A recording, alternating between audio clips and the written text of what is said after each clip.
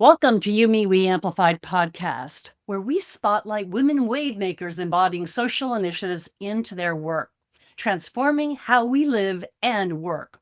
Hello, I'm Suzanne F. Stevens, wave maker at YouMeWe Social Impact Group, speaker, author, community builder, and multi-award winning social entrepreneur. And you guessed it, your host for YouMeWe Amplified podcast. I'm excited today because we've got a guest that I gotta tell you, when I first met her, I was like, I couldn't equate what she did with who she was. So you're in for a treat. Today we are speaking with Amanda Kelly, co-founder of Awake, where she leads research and development on Ashes to Earth, a first of its kind cremation memorial that nourishes the earth rather than harms it. She worked with scientists worldwide to develop a patented soil process that neutralizes cremated remains, turning ashes into life-giving earth. In 2022, Awake became the only Canadian cremation product using patented soil science to create truly green memorials. Today, she redefines how we remember, restore, and reconnect with nature, one memorial garden at a time. Welcome, Amanda. It is fabulous to have you to the show. Thanks so much, Suzanne. Thanks for the intro. I love when I find somebody doing something that I would never have expected. So I'm so glad to have you to the show and learn from you today. So happy to be here and sharing. And the catalyst for this product was that you experienced profound loss. And for that, I'm very sorry. What was it that's moved you from grief to innovation? As a little bit of context in my background, I used to be a librarian. So doing research and not just quick internet research, but real deep, intensive, peer-reviewed research on things is just something that has been ingrained in me for a long time. And when I was in the throes of grief, I very suddenly became the caretaker of multiple sets of cremated remains. Now, my mom has been a wills and estates lawyer for over 40 years.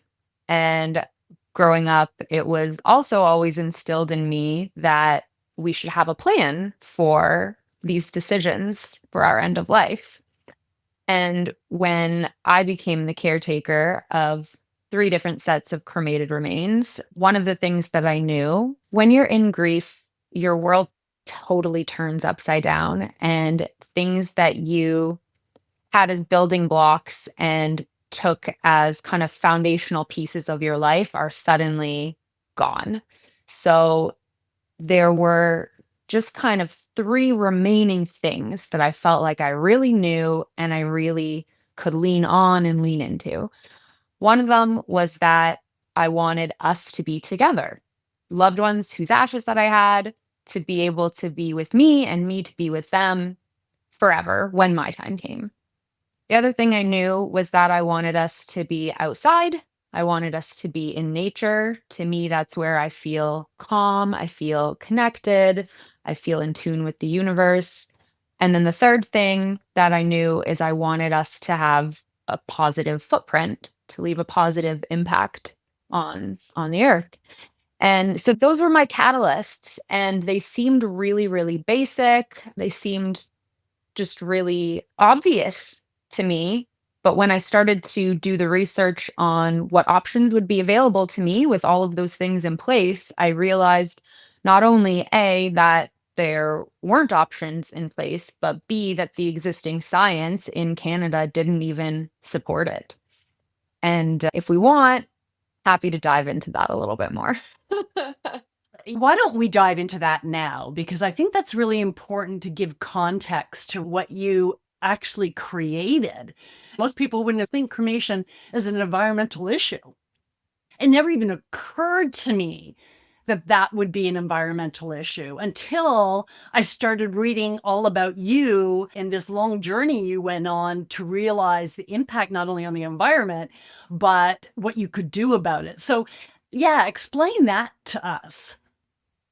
So most families don't realize that cremated remains themselves, while they're totally safe to touch, and we see it in movies all the time, many families choose to do scatterings. And many families want to have their loved ones in a garden or at a favorite tree. But what many families don't realize is that the chemistry of cremated remains simply isn't compatible with our natural environment. And by that, I mean with our soil, with the root systems of our plants, and with our ecosystems that are in the natural world. And being the nerd that I am, I went into all the peer reviewed research on that, which, by the way, there isn't a ton. There's not as much as I would like there to be, but there are, maybe a dozen studies that have been done in different countries around the world. And the consensus from that research is that over 55% of plants that are exposed to our cremated remains die, but even the biomass under the surface of the soil, the root systems, and the parts of the plant that actually are responsible for pulling nutrients and water and creating energy and life, even under the surface level, completely die. And there's a few reasons for that, and it comes down to chemistry. So our cremated remains have the equivalent pH level to bleach. They have extremely high pH. And in our bodies, we have the equivalent per person of 2 full cups of table salt per person. So even just those two factors are, you can immediately imagine if you were to go in the backyard and spread 2 cups of salt and a jug of bleach onto a plant, even just that is not going to go very well. But on top of that, there's factors like sanitization. We need healthy bacteria for our soil and plants to be healthy. There's none because they're totally sanitized. We also need particular nutrient levels and the macronutrients and the micronutrients.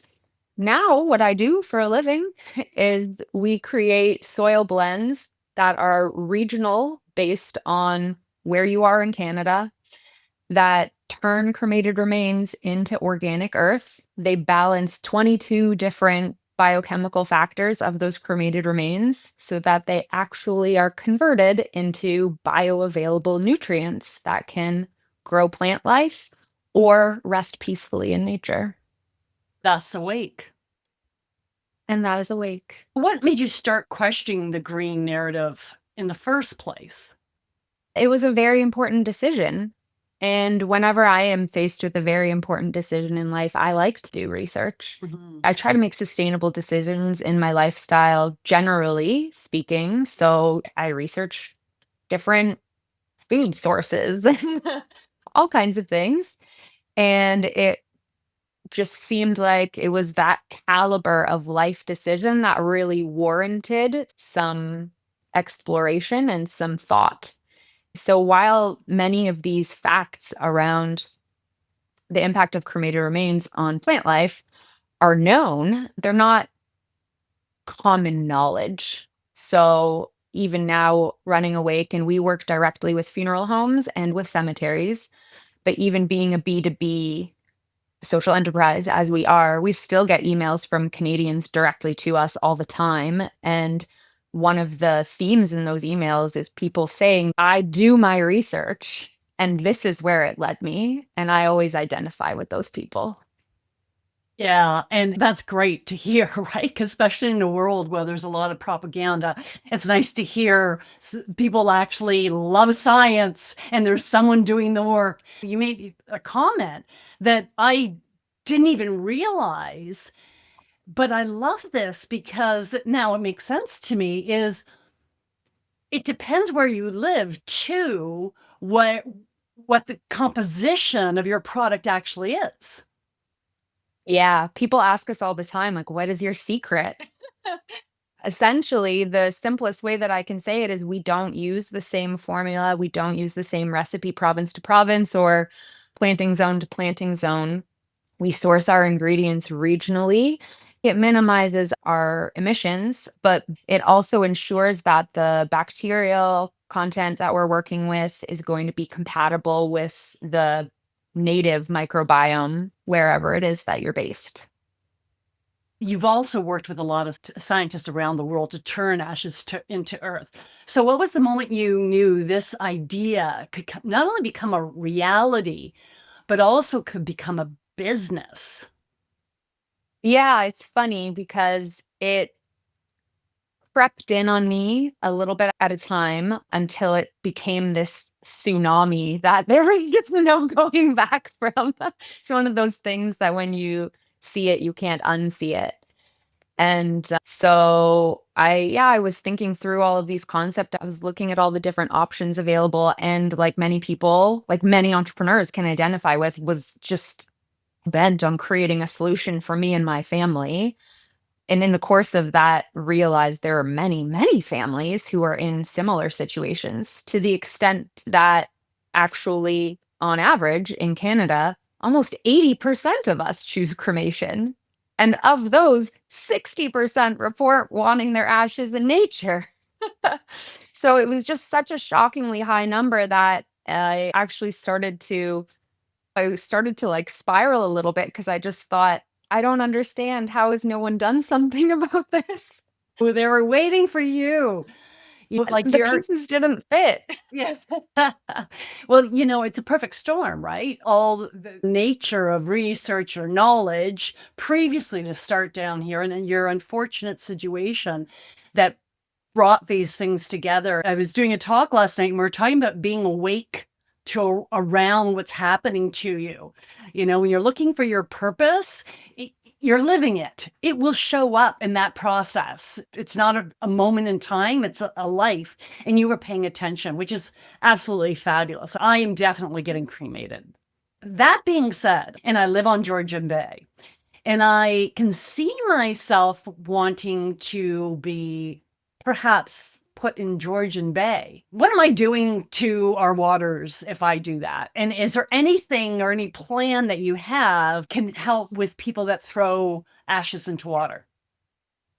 So many of us connect with water, and there's a lot of scientific reasons why we connect with water. And it's the same thing with soil. Like there's many, many studies about grief therapy, and actually having your hands in soil lowers blood pressure, stabilizes hormones, and just looking at water decreases our heart rate and lowers our blood pressure just looking at it. So why wouldn't many of us want to be in these places? That being said, currently nobody in the world has pursued extensive R&D, not published anyway, or I would have read it, on the impacts of cremated remains in water and how to mitigate that specifically. It is something that we would like to pursue in future. There's tons of variables, and any of my fellow science friends listening can, I'm sure, imagine some of those. You've got still water, you got running water, you got fresh water, you got salt water. You got different climates, different temperatures, right? So there's tons of different variables to look at. It's definitely something we want to pursue eventually. Currently, our recommendation to families who are looking for that and looking to ensure there is absolutely no negative environmental impact, our recommendation in that case is if you do use our soil product, it takes 2 to 3 years to completely compost the cremated remains to the point that when a lab analysis is done, there's no cremated remains left in that soil. So families can definitely do that, have the planting kit on their shelf or at home 2 to 3 years, wait for the full composting process to take place, and then very, very safely scatter in the water. But what I will say, Suzanne, is one of my favorite things about working in this space, and same with my business partner, is that diversity inclusion is at the heart of everything.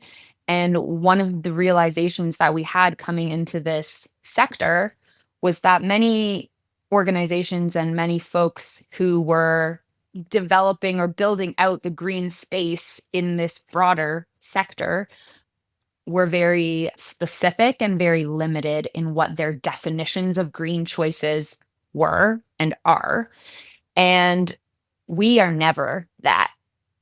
So I actually spent a year studying different cultures, and I did a formalized like post-secondary certificate in this, studying different cultures and their beliefs and practices and rituals around death, just to know and have more awareness, like you said, be more aware of the context in which we are living, because our goal has always been to help Canadians feel in the worst situations of their life, like there is a little bit of hope and there can be a little bit of a silver lining, regardless of what our preferences or beliefs or family backgrounds and traditions are going into it. We have created a combination of memorial planting kits for folks who are looking to do something at home or at the cottage or in a provincial park or in other crown land in nature. And we also work with cemeteries, and we have whole memorial gardens and places that are formalized memorial spaces that are run and maintained forever by organizations. So the goal has always been to help everyone to make a greener choice, regardless of who you are and where you're coming from. I just love everything you're saying. It's just so inspiring what you have created, in admiration. What I'm hearing in regards to me moving to the next life, whatever that is, I got to wait a few years before I do, because someone, and I'm hoping it's you, will develop something where I can't be spread in the water, or someone will have to look at me on the shelf for 3 years. Either way, I think those are really good options. So every day there's thousands of families facing decisions about how to honor loved ones, as you would know. But how does a wake change that experience for families who want an earth friendly memorial? Oh, that's such a good question. All of our family dynamics are unique, and all of our traditions are unique, and all of our personal preferences and fears and hopes are all unique. But on big picture level, large scale level, there's a few different ways.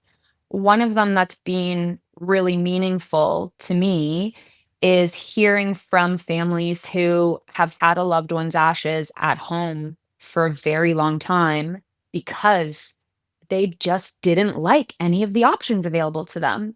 And it's just been this thing in the back of their minds like, I got to find something for mom. And it's just been this thing that's followed them around for years, and nothing's felt right.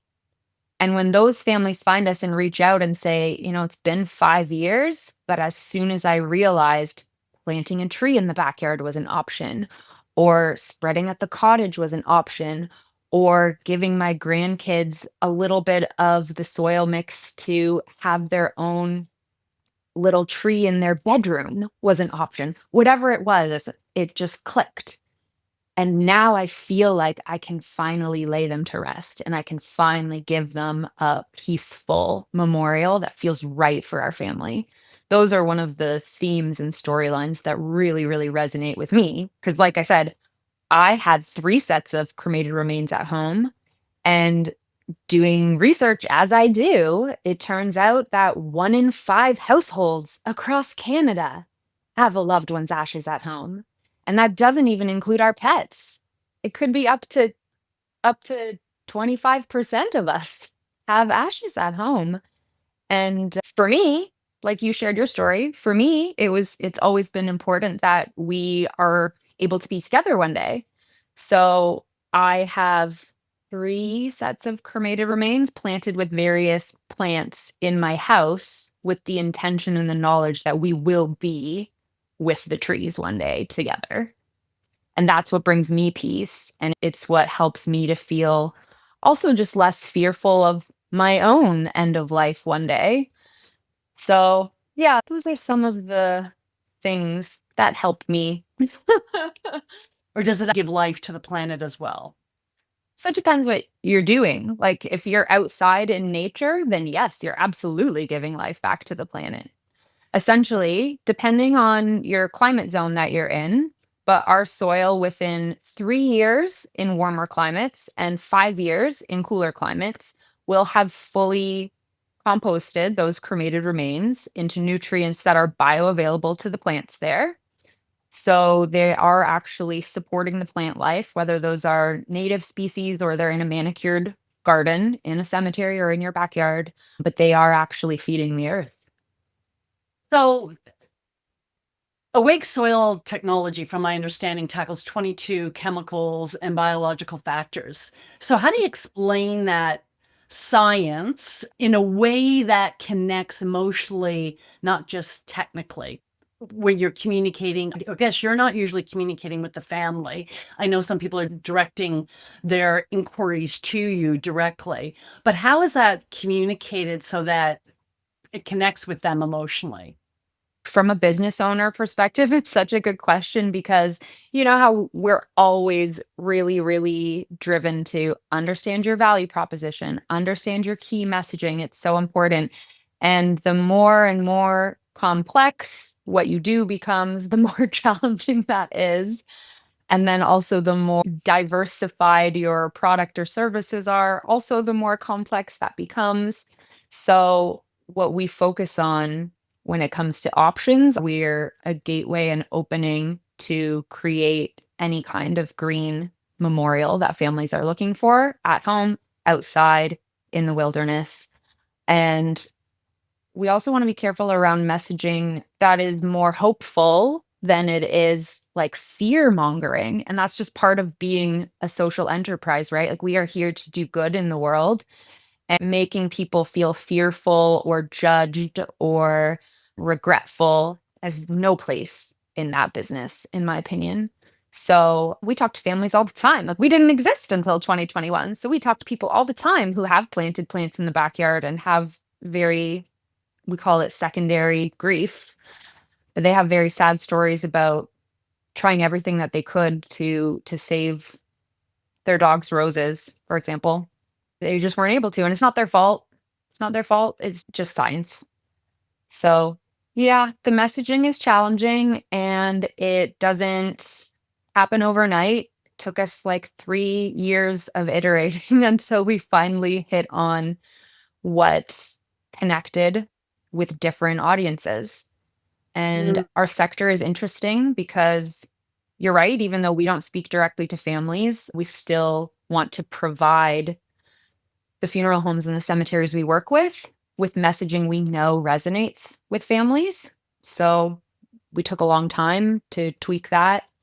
Maybe some other B2Bs can relate to this, but in our sector, what seems like one market segment isn't actually one market segment. And our value prop will connect and land differently for different segments of that segment. So, cemeteries, for example, you know, where we all drive by cemeteries all the time, right? You may know where the closest one is to your house. You may know where one is that's kind of like a landmark near a highway or wherever.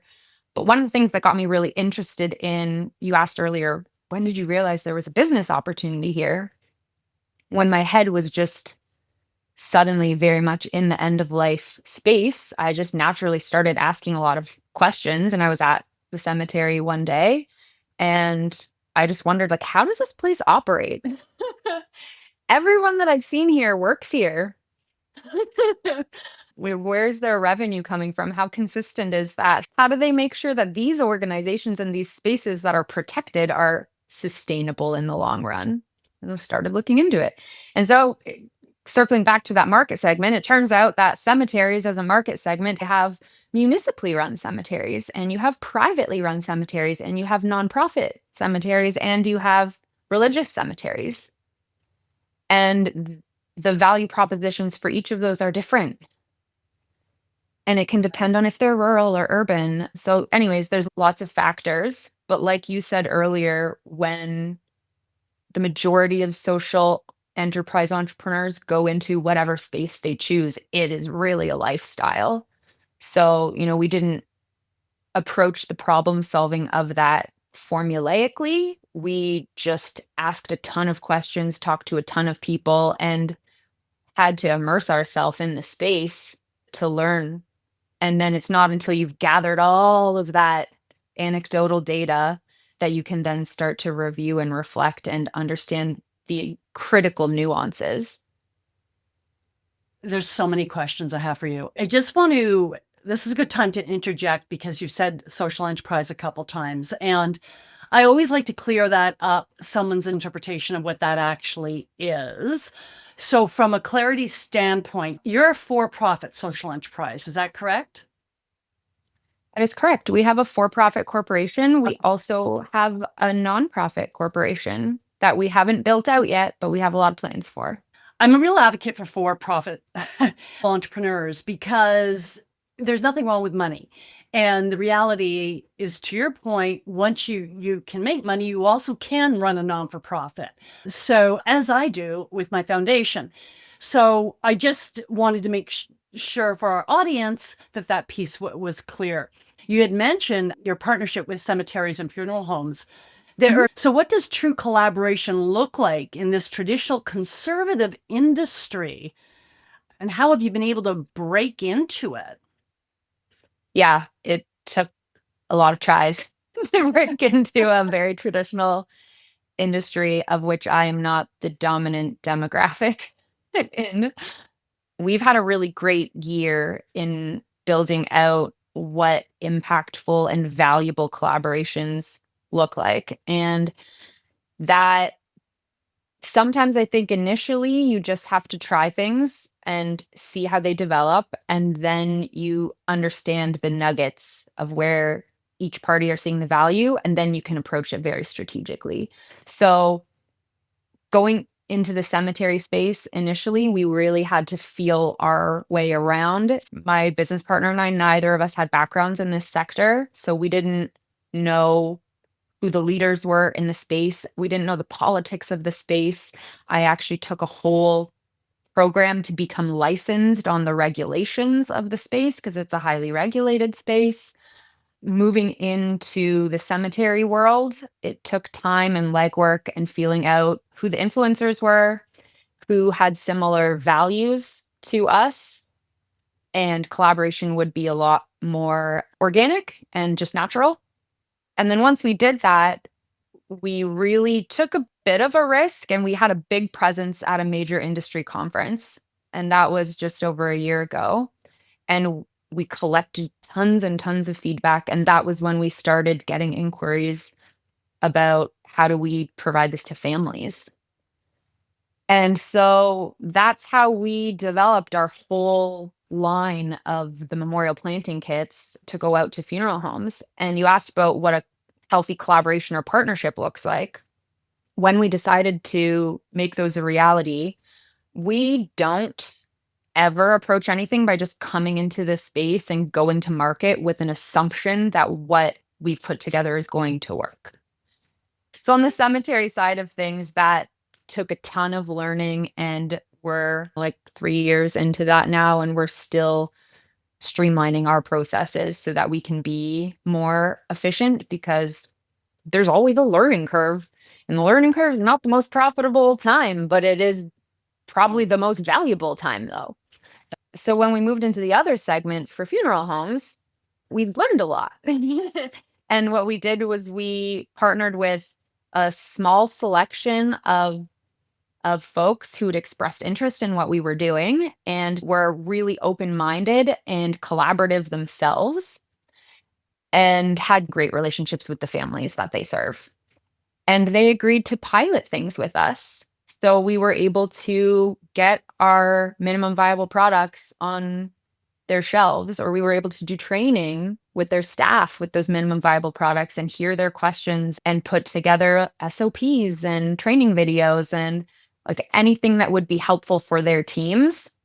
And then they've just given us constant feedback. And so we've completely redeveloped our packaging, our sizing, we've adapted our pricing, like all kinds of things, our marketing, the materials they need to speak to families. Cause like you said, we need to make sure they're feeling confident and they're feeling like the language and the messaging is simple to wrap their heads around, but impactful. And that's our job to ensure their teams feel confident and successful. So the secret to partnerships and collaborations that are successful really I think is communication and open-mindedness, and I have always been a really big fan of that expression in our entrepreneurial space of fall in love with the problem, not your solution. I stay really grounded in remembering where the awake journey started with my own story, but I also know everyone else is coming in with a different story and looking for something different. And my assumptions about how that is going to be best served are faced with reality many times, and that's okay because our business's values are what's the most important. And it's interesting because even my business partner and I, like when we get in disagreements with each other and stuff, it's funny because there's always this underlying thing where it's like, okay, well, fine. You can be mad at me, but you're not mad at Awake, right? As long as we're not mad at Awake, like we put the mission and we put the values before everything else. And we know when we do that, that everything else can be sorted out and we can solve any other challenge. But that unquestioning commitment to the mission is so critical.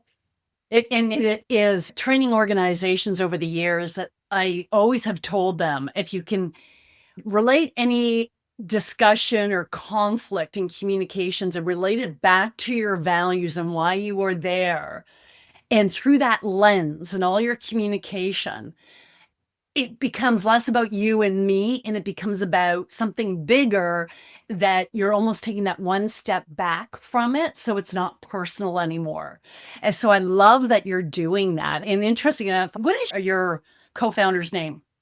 Lauren, Lauren, right. So Lauren, and I was going to ask you about that kind of collaboration because it is, are you equal partners? yes. Yes. Okay. Is there any other magic sauce you can tell us about how you make that work? The first is really putting the mission first, and the second is valuing our relationship and our respective differences. So from day one, the thing with Lauren and I is we used to work together before Awake existed. We were actually hired by the same person to have completely different functions on a multi-talented team. So, one of the key things for us was choosing each other as business partners, knowing that we are completely different. But something that we've always said is that we have really similar imaginations. So, when we talk about our vision for the future or our strategy going into a really important event, or what our ultimate packaging or marketing strategy or whatever is going to look like, we can picture something so similar, but the way that our brains get there is like, I'm left and she's right. It's completely different. And we've gotten so much better at communicating with each other instead of just trusting, okay, we're going to get to the same place. Hopefully at the same time, we've gotten so much better at actually communicating the different steps of our own processes, which means we have to actually reflect and understand our own processes in the first place. And that has been really, really critical for us. And then, like any relationship, the more time you spend with each other, some of those things, like you just know them about your partner. And so now we laugh because Lauren will ask me if we can have like a 20-minute phone call to debrief on something, which it used to be like, "Ugh, Amanda, do we need a phone call on this? Like, what a waste of time. We already know to send me an email." So, anyway, our communication styles have adapted to each other, and we've always totally respected each other's strengths and abilities, even if we don't always understand them. Values attract, but also different communication styles. We're often not attracted in business and in life to the person that does the thing exactly the same as we do. We're attracted often to our weakness. So when you were saying right or left, I was thinking when my husband and I park our car and go grocery shopping, which I rarely do, by the way. He usually does. But when we do it together, he always goes one way to the front entrance and I always go the other. I do not know what it is, but we have our own path. And it's sort of the same thing, our own process of how we're going to get there. And that makes a great marriage and business partnership. Yeah, because after time and time again of that happening, you have the trust. I trust she's going to get there. I trust I'm going to get there. We check in, and it creates a really, really strong relationship. And it's funny, the marriage analogy, because when we started our business, we had a launch party at her house with family and friends, and we actually did vows to each other. Love it. That is fabulous. Legal? It is because it's a shareholder agreement, so it's very legal. I think that is just absolutely brilliant. And so looking ahead, what's your vision for how death care can evolve to be more conscious, sustainable, and life affirming? The biggest trend that will be filtering down to all of our lives is this ability for personalization. So in past generations, there was basically a formula or a map on how you handled a loved one's death and how it had to be dealt with. And it was just kind of like, okay, we're going through the motions, right? And it's very detached in that way. And I guess this is what I guess we have to do an obituary now. I guess we have to have the service now. Whereas now, more and more and more, and it's now reaching a critical mass, people are realizing that you can keep those pieces of those traditions and maps, if you will, where they bring you comfort and where they bring you just kind of certainty in a very uncertain situation. But the parts of that map that you don't identify with, you don't have to do them. I mean, you're always going to have to close your loved one's bank account or deal with their health card and all of these things. The administrative stuff is just the reality. But when it comes to memorials and when it comes to legacy building, we have the ability to create things that really mirror our relationships and the genuine people or the soul of the person that we've lost now. And those options are becoming more and more widely available. And I think in previous generations, I think some people wanted things like that, but maybe didn't feel brave enough at an uncertain time to raise their voice and say, this is the time I'm going to fuck tradition, right? This is the moment. Whereas now we all, I think, have the ability to live a lot more authentically. And generally, I want to say in Canada, our friends and family are really more accepting of that than they have been historically. And so we're able to celebrate those differences now. And it's really beautiful. So I think looking ahead, that's something that I see is being able to turn these losses into opportunities for soulful reflection and self-discovery of what we personally find meaning in life.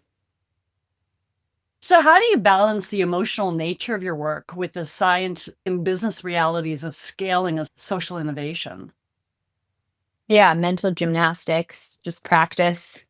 Just a lot of practice of putting on those different entrepreneur hats, and you don't feel necessarily that agile at first. Like the first 2 years of business for sure, I was emotionally wiped out, depleted, just depleted.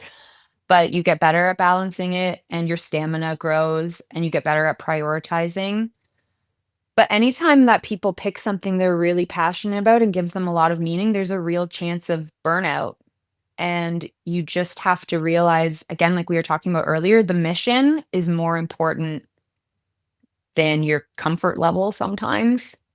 So my business partner and I, we really encourage self-care and we are on top of each other about it. So like we did a massive conference a couple of weeks ago, and coming out of the conference, we're both saying to each other, like, take your vitamins, be in bed by 10, like, all of these specific things, pointing at each other. We cannot afford for you to burn out right now. Because yeah, you burning out is not helping the mission. So you have to Yeah, prioritize it. I do have a friend of mine who's a funeral director, and she's always upbeat. I couldn't do it.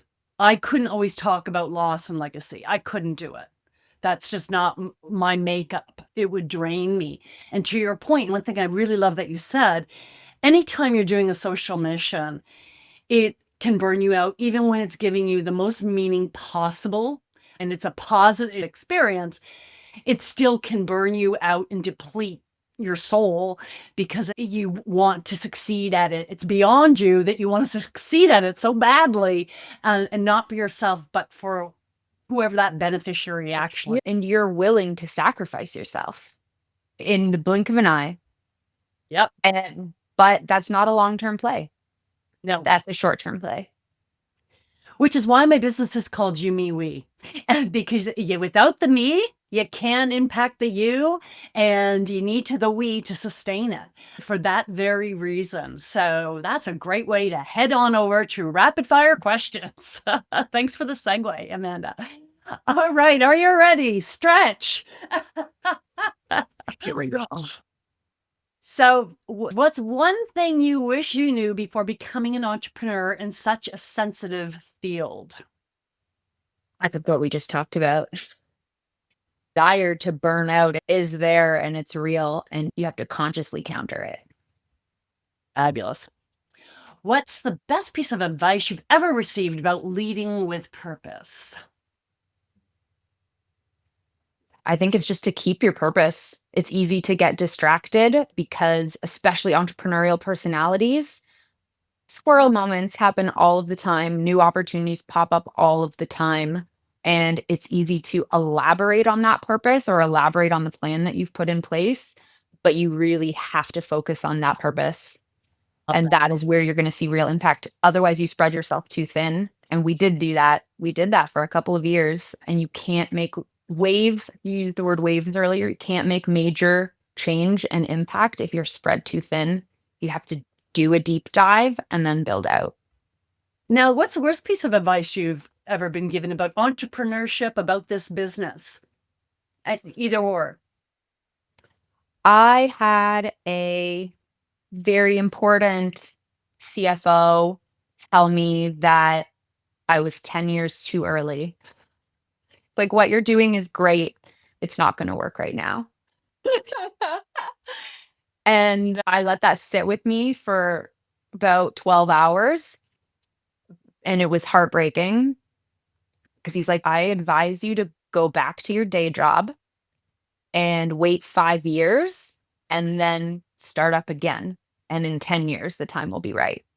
So yeah, I let that sit with me for about 12 hours. And I just thought, no, you're wrong. I love it. This particular avenue, maybe the opportunity isn't there for this particular avenue but that opportunity and that purpose is still there. Canadians need this. And if the way that we tap into them is from a different side, we take a different crack at the egg from a different side, then I will find it. I will find the opening. Awesome. Love that. A value you will never compromise. There's quite a few, but trust is really, really important. And the older I get, the more I value that. So when we have our business relationships and partnerships, whether it's like with a co-founder or with this really small group of folks that you've built out your success with your initial pilots and those relationships, you're going to get opportunities to create bigger business like in their geography or with their competitors or whatever the case may be. But they're your tried and true who have helped you grow and will continue to champion you and continue to build things with you. And that trust is irreplaceable. So I never burn a bridge for people who we've developed trust with and for. What has working with grieving families taught you about leadership? It puts things in perspective. And the same with your own grief and bereavement. When you lose everything that was once important to you, or you're speaking to people who've lost everything that was once important to them, real things that are important, not items, but the people or the pets, the loved ones, you remember what matters and what doesn't matter. And that was really critical for me early on. Like, what is an artificial problem or a man-made problem, I would call them in my head, versus what's a real, true problem. And that has kept us really grounded. What book or documentary you think every impact-driven entrepreneur should experience? That is a tough question, but I will be honest with you right now. I'm really excited for the Taylor Swift docuseries. I love real. She has built a community of change makers and advocates, and I really admire that, and I think there's so much to learn from that leadership and that refusal to say no and be authentic at the same time. The personas of artist versus entrepreneur are often conflated, but I think from the entrepreneurial lens, it's a really valuable case study. I think it is as well. I don't know, and not being a Swiftie, but I do love her music and I do love her artistry and I do love her writing. That being said, her entrepreneurship is beyond. And when you say a collection of change makers, I'll park that. I'm not sure about that piece, or I don't understand that piece, but everything else about her, I'm in awe, and I will be watching it too, just to be clear, because I do think I could learn a lot from her. If you had to sum up your philosophy in 3 words, what would it be? We have a little slogan that we use internally, "You only die once, make it count." So I guess my 3 words would be make it count. Ironically, mine's make your contribution count. Instant friends. So we're close. Who's been your greatest influence and why? My mother. Very much. My mom became a lawyer in the 1980s when it wasn't common for women to go to law school. She had a couple other women in law school with her, but a couple dropped out to get married at the time. She made a ton of sacrifices to do that and to become partner in a law firm in a really obviously male dominated space. She was the fifth female lawyer in Hamilton at the time. And she made it her mission to lead all the associations and lead the community charities and clubs. And she has specific memories of going into buildings and being told, "Miss, you have to use the back door. Women aren't allowed in the front door." And she walked in and said, "One day I will run this place." And she did become the president of their board of directors. And anyway, Oh, she's always shivers. inspired me with stories of, like, getting suspended for school because she wore pants instead of a skirt in gym class, or having a judge tell her to leave court because she was wearing pants instead of a skirt under her robes. And, yeah, she's always just been a badass. So, what's one thing you've done that scared you, but if you did not do it, you would not have experienced the success that you are experiencing now? Yeah. So when I was in that mindset of realizing the opportunity before Awake existed and starting to put the pieces together, and I was questioning, like, how has no one else put these pieces together? I just see it so clearly now. I had a real self-doubt at that moment because I knew, like, if I go in on something, I'm an all-in kind of person. And I really questioned, like, do I want to become the death girl? Is and like you said, like, people meet me and they would never think that. I never thought that of myself, and it was a huge perception of an identity shift, and I wasn't sure if I was prepared for that and what that would mean. So, yeah, I had to sit with it for at least a couple weeks before I even talked to anybody about it, before I talked to any friends or any family or anyone about it, because I wasn't sure about the judgment that would come. Yeah, but I made the choice and just accepted it. And let's be clear, I've never thought of you as the death girl. And I didn't even go there, but that is an interesting thing to overcome, and that makes so much sense. If you could put one phrase on a billboard for everyone considering cremation, what would it say? It would say we use expressions like greener goodbyes, but I do like our phrase, "You only die once, make it count." Yeah, we're always looking to leave a positive impact, make a living legacy. Yeah. So, what advice would you give to entrepreneurs who want to build a social impact into their business model? There's so many opportunities to do it. I think it's interesting because when you go to sessions on, like, sustainable business or being a green business, there's a lot of low-hanging fruit, that places will focus on. Don't even get me started on the switch to digital instead of print materials. But there's also a lot of opportunity for big impact. And I think if you are creative about it and, like you said, have your eyes open to what all of the opportunities are, it can completely shift the resonance that you have in your space and the opportunities that open up to you. So I would just say to understand it, do your research, but then when you have the confidence in it and you get your initial validation, just go all in. Yeah, that's great advice. You brought it up, the paper versus digital. And the irony is digital has an environmental impact too. And that's the part people aren't aware of. And I've recently, full transparency, realized how big it actually was. So all these things, but that's another conversation for another time. So Amanda, thank you for sharing your story and your passion. Truly, you're a truly admire what you are doing. I can't even say the name that you were worried about because I can understand being attached to something so profound, but I attach you to risk taker, passionate, innovator, and sustainable thought leader. And that's who you truly are. So, for those who'd like to learn more about your work for Awake's Memorial Innovations, where can they find you? Well, add me on LinkedIn, Amanda Kelly, Awake. And you can find us also on social media, our actual business. We're on Instagram and we are on Facebook, but we're mostly LinkedIn and Instagram, Awake Ashes and or Awake Canada. We've we're putting some videos up on YouTube lately, so if you're interested in video content, check that out. But otherwise, yeah, follow us online, and then our website is awakeashes.com. We'll also have that on your page on YouMeWe podcast.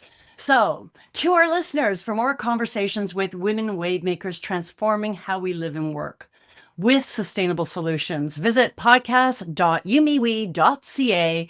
Don't forget to like, share, and subscribe so you can hear these incredible women's journey. But more importantly, what can you take from their journey to apply to your life and business? Until next time, I'm Suzanne F. Stevens, encouraging you to make your contribution count for you, me, we. Hey.